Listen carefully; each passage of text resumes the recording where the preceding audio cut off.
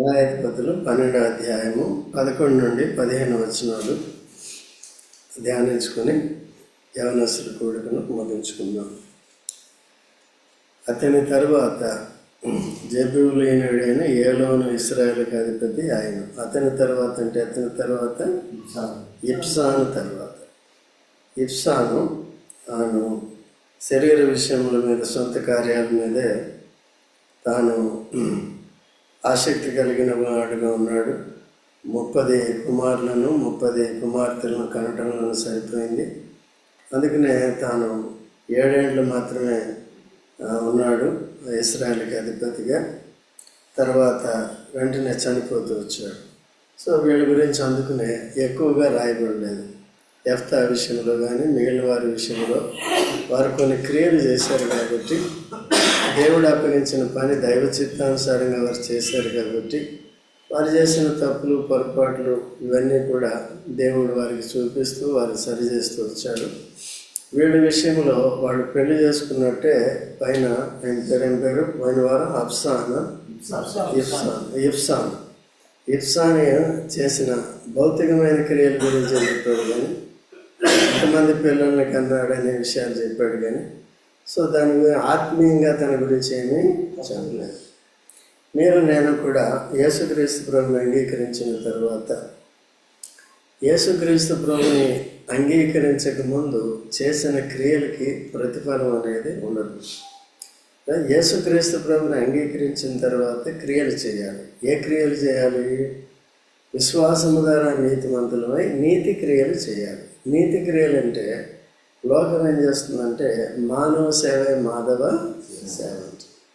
ఇక్కడ దేవుని వాక్యం ఏం జరుగుతుందంటే, మొదటిగా దేవుని సేవించాలి, దేవుని ప్రేమించాలి, దేవుని సేవించాలి. రెండవదిగా మానవుని ప్రేమించాలి. మానవుని ప్రేమించడం అంటే వాడు ఏది కూడా ఆశించడానికి వీలు లేదు. ఒకవేళ ఎవరి గొర్రెైనా ఎవరి ఎద్దైనా తప్పిపోయినప్పుడు ఒకవేళ నీకు అది తెలిస్తే, కనపడితే వెంటనే వారికి ఏం చేయాలి? పిలవాలి. అటువంటి క్రియలు ఎవరికి కూడా అన్యాయము చేయకూడదు. న్యాయ విధులు కూడా దేవుడు ఇచ్చాడు. ఒకరికి విరోధంగా ఒకరు అన్యాయం చేయకూడదు, దోచుకోకూడదు. వీటన్నిటిని బట్టి దేవుడు తీర్పులోనికి తీసుకొస్తాడు. దేవుని క్రియలు చేయాలి. ఇప్పుడు యేసుక్రీస్తు ప్రభు చనిపోయి సమాధి చేయబడి తిరిగి లేచిన తర్వాత శిష్యుల్ని అపోస్తలులుగా చేసి, అపోస్తలు అంటే పంపబడిన వాడిని అర్థం. అయితే వారిని ఏంటంటే అప్పటి వరకు యేసు ప్రభుతో ఉన్నవారు, అప్పటి వరకు యెరూషలేములో ఉన్నవారు, వారిని ఇప్పుడు సర్వలోకానికి వెళ్ళి సువార్త ప్రకటించింది. తర్వాత అపోస్తల కార్యములు 1:8 ఏముందంటే, మీరు తండ్రి వల్ల వాగ్దానం చేయబడిన పరిశుద్ధాత్మ మీ మీదకి వచ్చినప్పుడు మీరు శక్తిని పొందెదరు. అయితే శక్తిని పొందిన తర్వాత, పరిశుద్ధాత్మ అభిషేకం పొందిన తర్వాత ఏం చేయాలి? మీరు యోదయ, యెరూషలేము, యోదయ, సమరయ, భూదిగంతాల వరకు నాకు సాక్షులైంది. అంటే యేసుక్రీస్తు ప్రభు చనిపోయి సమాధి చేయబడి తిరిగి లేచాడు. పునరుద్ధానములకు వచ్చిన సాక్ష్యము చెప్పాలి. యేసుక్రీస్తు ప్రభు ఎందుకు చనిపోయాడు? మన పాపముల నిమిత్తం చనిపోయాడు, సమాధి చేయబడ్డాడు, తిరిగి లేచాడు కదా. ఆయన సజీవుడిగా ఉన్నాడు, ఇంకెన్నిటికీ కూడా చనిపోడు. యేసు ప్రభు నా అపరాధముల కొరకు చనిపోయాడని, నన్ను నీతిమంతునిగా తీర్చుడికి తిరిగి లేచినాడని చేయాలి. ఇప్పుడు నీతి క్రియలు చేయాలి. అపోస్తలుకి ఏం చెప్పాడు? సర్వలోకానికి వెళ్ళి సర్వసృష్టికి సువార్త ప్రకటించండి, లేక నాకు సాక్షులే. సువార్త అంటే ఏంటి? క్రీస్తు మరణ పునరుద్ధానాలని లేక రెండవ రాకడిని కూడా మనం జోడించి చెప్పాలి.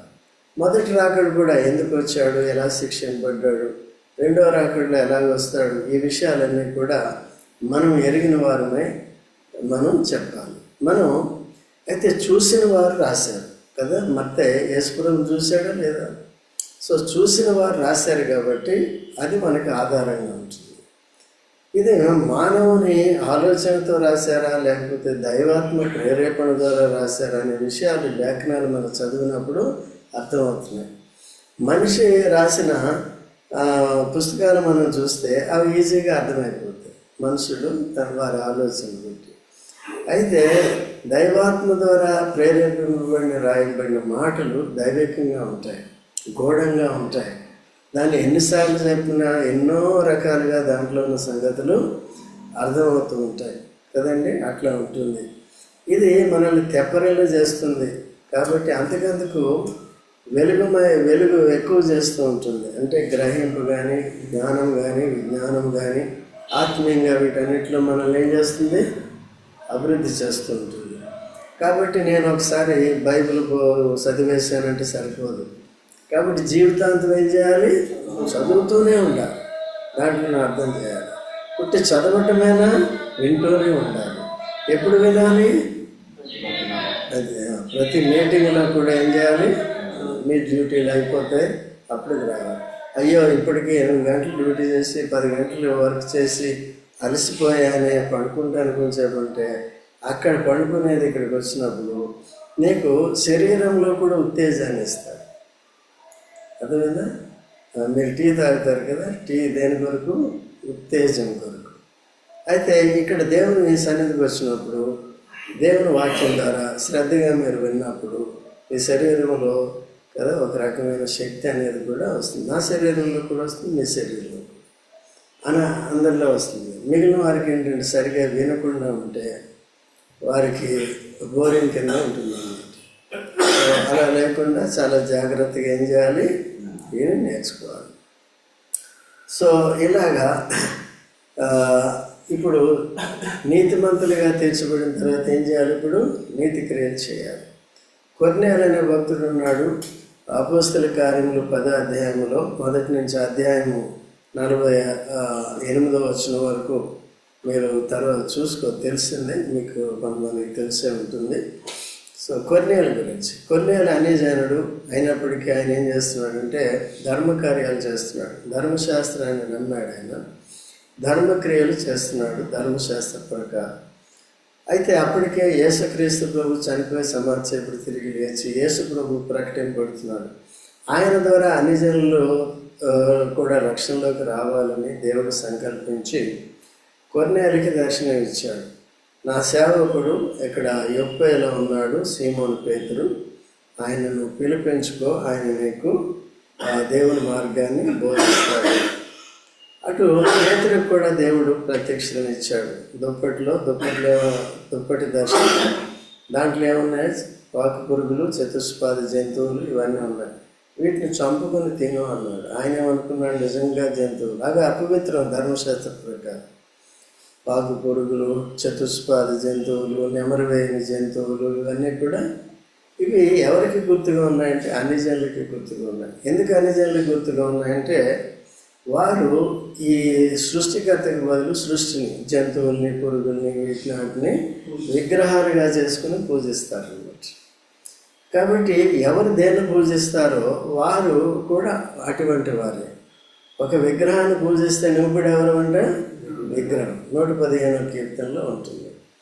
కాబట్టి మనం ఇప్పుడు అటువంటి వారం అయినప్పటికీ కూడా క్రీస్తు యేసునందు విశ్వాసం ద్వారా మనము దేవుని ఆత్మతో సత్యంతో ఆరాధించేవారుగా మనల్ని చేశారు కదా. వింటున్నారా? కాబట్టి ఆ విధంగా ఇప్పుడు పేతురు చెప్పబడినట్టుగానే ఈయన మనుషులను పంపించాడు. ఆయన కొద్దిగా అభ్యంతరపడ్డాడు. అయినప్పటికీ కూడా యేసు ప్రభు చెప్పాడు, నేను పవిత్రపరిచిన దాన్ని మనుషుడు అపవిత్రంగా ఎంచకూడదని చెప్పినప్పుడు, వెళ్ళి వాక్యం చెప్పినప్పుడు చెప్తుండగానే వారు నమ్మారు. నమ్మిన వెంటనే వారు పరిశుద్ధాత్మని వరాన్ని పొందారు. సూచనగా భాషలు మాట్లాడారు.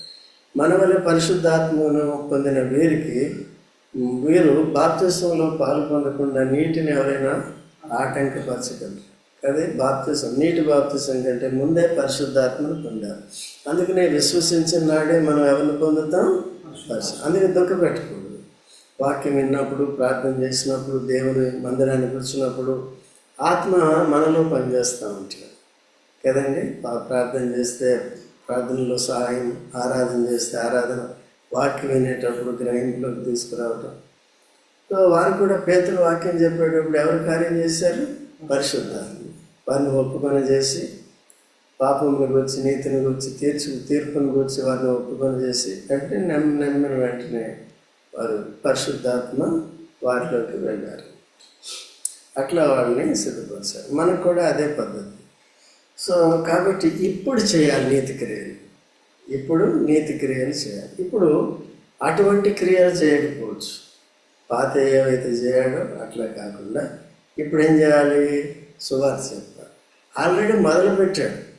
ఏం చేశాడు? తన ఇంటి వారందరినీ కూడా ఇంచుమించు దాని దగ్గర పనిచేసే వారిని కూడా ఏం చేశాడు? ఇంట్లో కూర్చోబెట్టాడు కదా. మనం కూడా మెయిన్ ఇప్పుడు చేయవలసింది ఏంటంటే సువార్తను ప్రకటించడం, యేసుక్రీస్తు ప్రభుని గురించి వారికి చెప్పడం, రక్షణ విషయంలో చెప్పడం, లేకపోతే మందిరానికి తీసుకురావటం.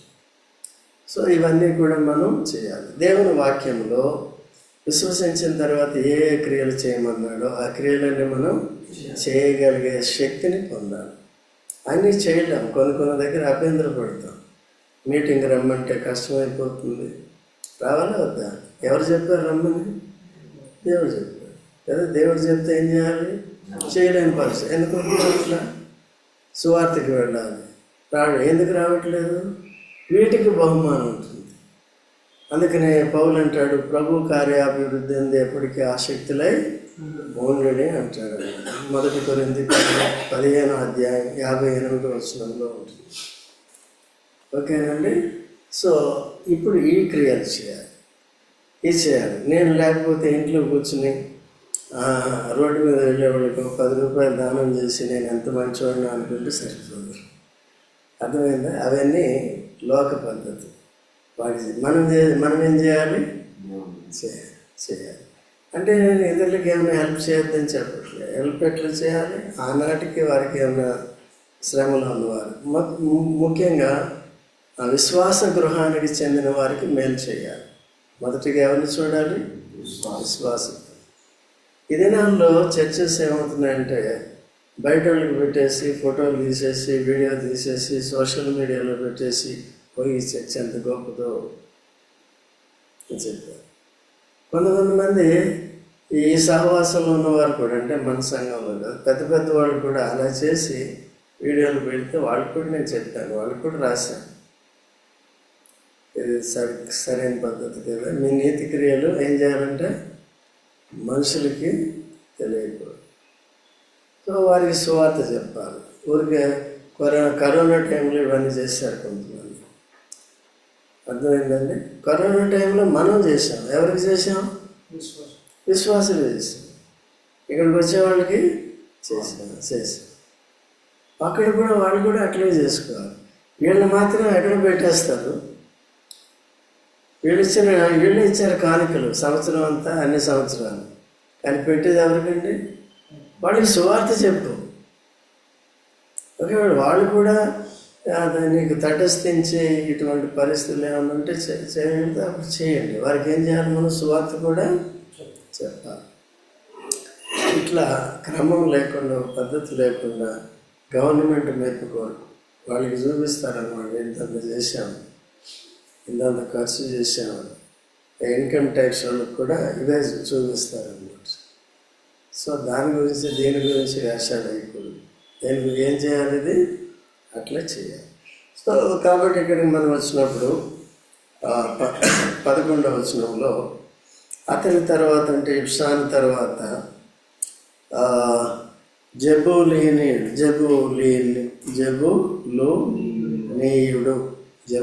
జబూలుని ఎవరు? యాకోబు సంతానంలో ఒకడు. ఓకేనా? జబూలూనీయుడు. ఆ జబూలూను గోత్రంలో పుట్టిన ఏలోను ఇశ్రాయేలుకు అధిపతి. ఆయన జబూలీనుడని ఏలోను ఇశ్రాయేలుకు. అతడు ఏలోను అతడు 10 ఏళ్ళు ఇశ్రాయేలుకు అధిపతిగా మొత్తానికి అధికారం పొందాడు. అధికారం ఉన్నప్పుడు, ఇక రాజుగా ఉన్నప్పుడు డబ్బంతా ఎవరిదండి? ప్రజలు ఇచ్చిందే. వాడి సొంత డబ్బులు ఏమన్నా ప్రజలు ఇచ్చినవి బాగా తిన్న తర్వాత ఏం చేశాడండి? అధిపతిగా ఉండను. జబూలూనీయుడైన ఏలోను చనిపోయి జబూలూను దేశమందులు అయ్యాలోను ఏమన్నా రాసింది దీని గురించి? అంటే ఏం చేయలేదు. ఏం చేశాడు? మంచిగా ప్రజల సొమ్మును తిన్నాడు, భోగాన్ని అనుభవించాడు, రాజభోగాన్ని అనుభవించాడు కదండి. పెళ్లి చేసుకున్నాడు. అందుకనే ఇతను కూడా ఏమైపోయాడు? చనిపోయాడు. మనలో కూడా యేసుప్రభుని అంగీకరించాము, యేసుప్రభు మనల్ని ఆశీర్వదించాడు, దరిద్రుల్ని ధనవంతులుగా చేశాడు కదా. దరిద్రులమైన మనల్ని ధనవంతులుగా చేయటానికి ధనవంతుడైన యేసుప్రభు ఏమయ్యాడు? దరిద్రుడయ్యాడు. అంటే ఇది ఆత్మీయ దారిద్ర్యత అన్నమాట. పాపి అనే పేరు కలిగిన వాడు ద మోస్ట్ దరిద్రుడు అన్నమాట. పాపి అనే పేరుంటే ఎవరండి?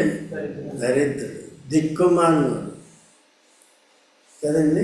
ఈ లోకధనం ఉండొచ్చు నీకు, అయినా దరిద్రుడే కదండి.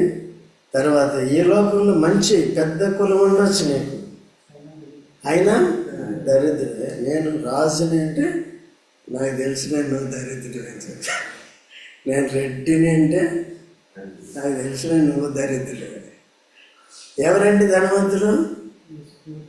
యేసుక్రీస్తు ప్రభునందు విశ్వాసం ఉంచి నీతివంతులుగా పరిశుద్ధులుగా తీర్చబడినవారు, పాప క్షమాపణ పొందినవారు, పరసంబంధమైన ఆశీర్వాదం పొందినవారు. ఆశీర్వాదములు ఎవరి ద్వారా వచ్చినాయి? యేసు ప్రభు ద్వారా వచ్చినాయి. ఆయన రక్షకుడిగా ప్రభుగా అంగీకరించడం ద్వారా, యేసుక్రీస్తు మరణ పునరుద్ధానాలను విశ్వాసం ఉంచడం ద్వారా వచ్చింది. మన దరిద్రత అంతా తన మీద వేసుకున్నాడు కదా. తన నీతి పరిశుద్ధత మన మీద చేశాడు కదండి. మన కొరకు ఆయన చనిపోయాడు. ఆయన చనిపోయి తిరిగి లేచినందుకు మనకి నిత్య జీవం ఇచ్చాడు. మరణంలో నుండి నిత్య జీవంలోనికి దాటించాడు. కాబట్టి ఆ యేసుక్రీస్తు ప్రభు ఏం చేయాలండి? హత్తుకుని ఉండాలి. ఆయన మాటలు ఏం చేయాలి? వినాలి. ఎందుకు వినాలి? ఒకసారి విశ్వాసంలో స్థిరంగా ఉండటానికి, బలపడటానికి. రెండోది ఇక్కడ ఏ క్రియలు చేయాలో అవి చేయటానికి. లేకపోతే ఎవరు? దరిద్రులు. క్రియలు అనే ధనము సంపాదించుకోవాలి. చూడండి, 1 తిమోతి 6వ అధ్యాయం 17వ వచనం. దయచేసి చదవండి త్వరగా ఎవరైనా సరే. 1 తిమోతి 6వ అధ్యాయము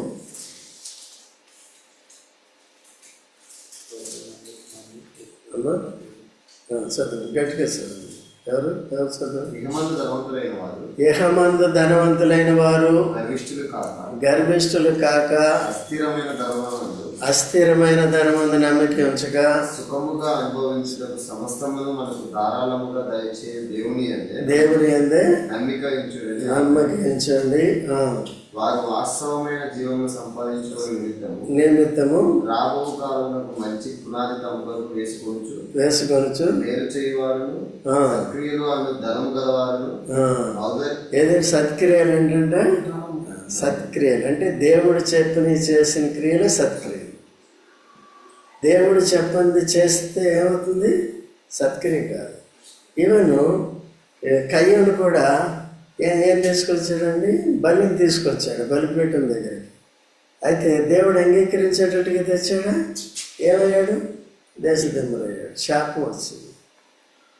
క్రియ కూడా చేయాలి. దేవుడిని మా దేవుడు, మా తండ్రి దేవుడే, మా తల్లిదండ్రుల దేవుడే, నా దేవుడు బాగానే ఉంది. బలిపీఠం దేవునికి యెహోవాకే కట్టాడు, సృష్టికర్తకే కట్టాడు, బాగానే ఉంది. కానీ హేబేలు విశ్వాసంతో తెచ్చాడు. దేవుని దగ్గరికి బలి ఎట్లా తీసుకురావాలి, దేవునికి ఎలాగ ఇవ్వాలి, ఏమి ఇవ్వాలి తెలుసుకుని తెచ్చాడు. ఆసక్తి ఉంటే దేవుడే మనకి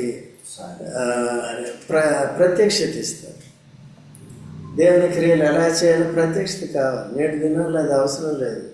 ఎడ్డిమారి గుడ్డి దెబ్బ, కొట్టుకుపోవటమే, చల్తీ కన్నా గాడి. సో దీని ద్వారా నష్టం వస్తుంది.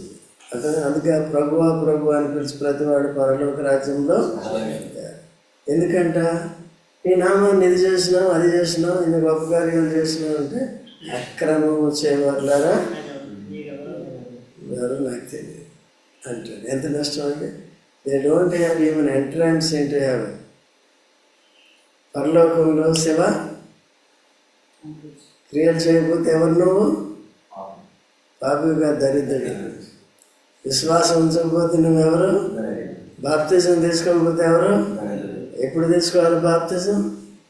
మారు మనసు విశ్వాసం. తీసుకున్న తర్వాత ఏం చేయాలి? క్రియలు లేని విశ్వాసులు ఎవరు? దరిద్రపు విశ్వాసులు. అర్థమైందండి? క్రియలున్న విశ్వాసులు ఎవరు? సత్క్రియలు కలిగిన విశ్వాసులు ఎవరు? ఆత్మీయంగా ధనవంతులైన, డబ్బులని ఇది ఉందని గర్వించుకోవాలి. ఉంటే దాంట్లో ఏం చేయాలండి? కొద్దిగా ఖర్చు పెట్టి పాపుల్ని ప్రభులోకి తీసుకొచ్చేటట్టుగా చేసుకోవాలి. లేకపోతే దేవుడు చెప్పినట్టుగా ఎవరైనా ఇబ్బందుల్లో ఉంటే వాళ్ళు చేయొచ్చు. దేవుడు కూడా కొంత భాగం నాకు ఇవ్వండి అని చెప్పాడు. అది కూడా సత్క్రియ కిందే వస్తుంది. ఓకే. అయితే దేవుడు చెప్పినవి చేయకుండా మన ఇష్టానుసారంగా మనం చేసుకున్నాం అనుకోండి, చాలామంది స్వబుద్ధి ఆధారంగా చేసుకుంటారు. కొంతమంది ఈ క్రమశిక్షణ పాటించరు అన్నమాట.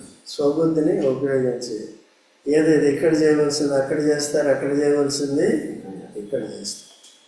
సో అందుకనే మా పరిస్థితి ఏంటంటే మీ అందరినీ క్రమంలో పెట్టడం.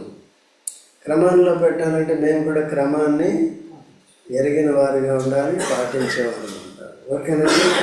సో ఇప్పుడు ఏలోని గురించి చూసాం. ఏలోని ఏం చేశాడు? అదే ఏలోని ప్లేస్లో మనం పెట్టుకుంటే పెట్టుకుందాం వద్దు. వెరీ బాగా చెప్పి ఎవరు చెప్పు? Nice, very. కానీ ఏం చేయాలి ఇప్పుడు? మరి క్రియ చేయాలి. చూద్దాం కదా తర్వాత. కాబట్టి చనిపోయాడు, చనిపోయాడు, చరిత్ర అయిపోయింది. ఇంక తర్వాత ఇంకేం ఉండవు ఆయనకి. తర్వాత ఇప్పుడు 13వ వచనం నుంచి మనం చూసుకున్నప్పుడు, అతని తర్వాత పిరాతోనీయుడైన హిల్లేలు కుమారుడు అబ్దోన్ ఇశ్రాయేలుకి అధిపతి అయ్యాడు. అతనికి 40 మంది కుమారులను. ఎంతమంది అండి? అబ్బా, ఈయన ఎవరు మించిపోయాడు?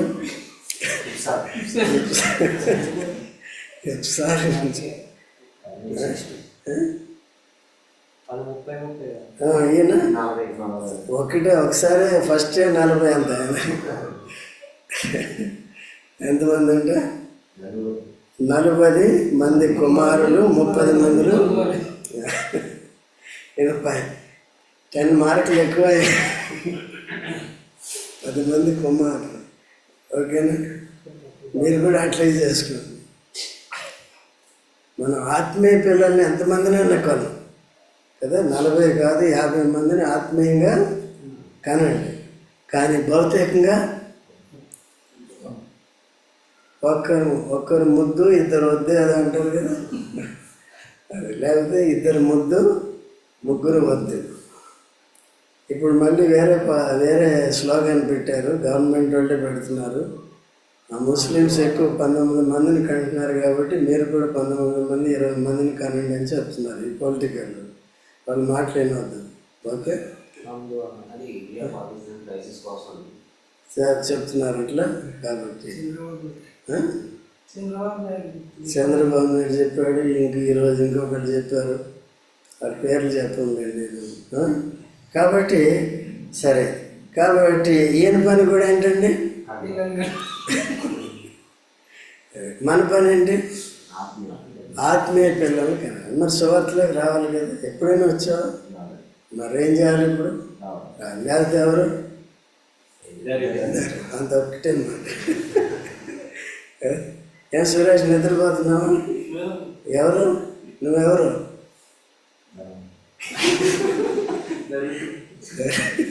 ఇప్పుడు ఏం కావాలి? దేవుని దృష్టిలో ధనవంతుడు కావాలి. తర్వాత అతను ఏం చేశాడంటే ఇంకా 30 మంది మనవలు ఉండరు, 40 మంది కుమారులు, 30 మంది మనవలు కదా. ఆయనకి ఎంతమంది? 40 మంది. 40 మంది మళ్ళీ ఏం చేశారు? బాగా చేశారు. వాడి పనే అది. కాబట్టి వీళ్ళందరినీ చూడాలంటే కదా, మన ఇద్దరు పిల్లలు ఉంటే, 2 ఇళ్ళు కట్టుకుంటే వాళ్ళని వెళ్ళి చూడటమే మనకు కష్టమైపోతుంది కదండి. వీళ్ళు మనవలతో ఆడుకుంటూ కూర్చున్నాడు. సో ఇది ఒక స్కూల్ కింద పెట్టుకోవచ్చు. ఇప్పుడు చర్చ్ అంటే ఎంతమంది ఉంటే సరిపోతుంది మనకి కదా. తర్వాత వాళ్ళు 70 గాడిద పిల్లల్ని ఎక్కి అప్పుడు మీ బళ్ళు లేవు. ఏంటిది మీ బళ్ళు ఏంటి వాటి పేరు? బుల్లెట్ గిల్లెట్లు లేవు. కాబట్టి ఏమెక్కారు? గాడిదే బుల్లెట్, గాడిదే బుల్లెట్, గాడిదే మారుతి కారు. అర్థమైందా? ఇవే పని అనమాట. దేవుడి గురించి విషయాలు ఏమైనా ఉన్నాయి? వారికి పెద్దవాళ్ళకి లేవు, రాజ్య పరిపాలన చేసేవాళ్ళకి లేవు, వీళ్ళకి లేవు. ఇంకా ఎట్లా ఉంటుంది చెప్పండి? అందుకని దేవుడు చర్చించాడు. ఒకవేళ మీ ఇంట్లో తారతమ్యాలు ఉంటే, మీ పేరెంట్స్ సరైన విధానంలో ఆత్మీయ పరిజ్ఞానం లేని వారికి ఉంటే, సంఘం ఇచ్చింది దాని కొరకు. ఇక్కడ మా బాధ్యత సరిగా దేవుని దగ్గర దేవుని ప్రత్యక్షత పొంది దేవుని వాక్యాన్ని చెప్పి మీరు ఎలా నడుచుకోవాలని చెప్పే విషయం ఇక్కడ. కాబట్టి కేవలం ఇంటి మీదే డిపెండ్ అవ్వడానికి వీళ్ళు, ఈవెన్ సండే స్కూల్ పిల్లలు కూడా చర్చ్ మీద depend. Okay, at the same time తల్లిదండ్రులు కూడా చూసుకుంటూ ఉండాలి, ఫాలోఅప్ చేసుకుంటూ ఏదో ఒకటి మీకున్న తలాంతులు టాలెంట్స్ని బట్టి యథార్థతను యథార్థ భావాన్ని వాక్యాన్ని వారికి బోధించాలి. ఈ ఆచారాలు అలవాటు చేయకూడదు కదా. క్రిస్మస్ ఇలా చేసుకోవాలి, అది ఇలా చేసుకోవాలి, ఇది ఇలా చేసుకోవాలి అని చేయకూడదు. తర్వాత ఏముందండి? అతడు 8 ఏండ్లు ఇశ్రాయేలుకి అధిపతిగా. తర్వాత పిరాతోనీయుడైన హిల్లేలు కుమారుడుగా అబ్దోను చనిపోయి ఎఫ్రాయిము దేశమందలి అమాలేకుల మల్యంలోనున్న, చూసారండి ఎక్కడ బాధ పెట్టబడ్డాడు? అన్యుల స్థలంలో. ఎవరు వాళ్ళు? అమాలేకుల స్థలం.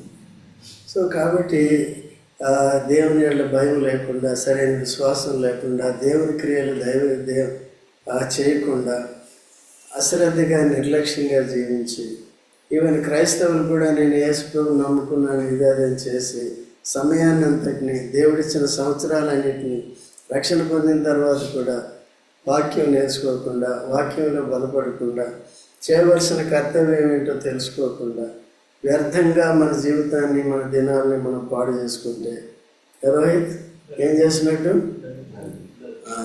మనకు కూడా మన సమాధి ఎట్లా ఉంటుందో, మన సాగు ఎట్లా ఉంటుందో, తర్వాత మన ఆత్మ స్థితి చనిపోయిన తర్వాత ఎట్లా ఉంటుందో ఇవన్నీ ప్రశ్నార్థకంగా ఉంటాయి. అట్లా లేకుండా శ్రద్ధ వహించి జాగ్రత్తగా ఉండాలి. ఓకేనా? ధనవంతుడివా లేదా? 30 మంది ఉన్నారా నీకు కూడా? కాబట్టి అట్లా గాడిదలు ఎక్కుతున్నావా? గాడిదలు ఎందుకు ఎక్కట్లే? కాబట్టి ఆ ఫ్రెండ్ వచ్చాడు, ఈ ఫ్రెండ్ వచ్చాడు, ఈ ఫ్రెండ్ వాడిపోయాడు, సరిపోతుంది. మీటింగ్లు రావట్లేదు. ఇట్లా యవనస్తులు అందరూ కూడా గాడిదలు ఎక్కి తిరుగుతున్నారు. ఎవరు కూడా సరిగ్గా నేర్చుకోవట్లేదు. ఏమవుతుంది చెప్పండి? మరి మీరు దాన్ని విన్నారు, దేవుడు తన వాక్యం ద్వారా తెలియజేశాడు. ఇక్కడ మనం ఏం చేయాలి? మార్పు చెందాలి. మర్చిపోకూడదు. ప్రార్థన చేసుకుందాం.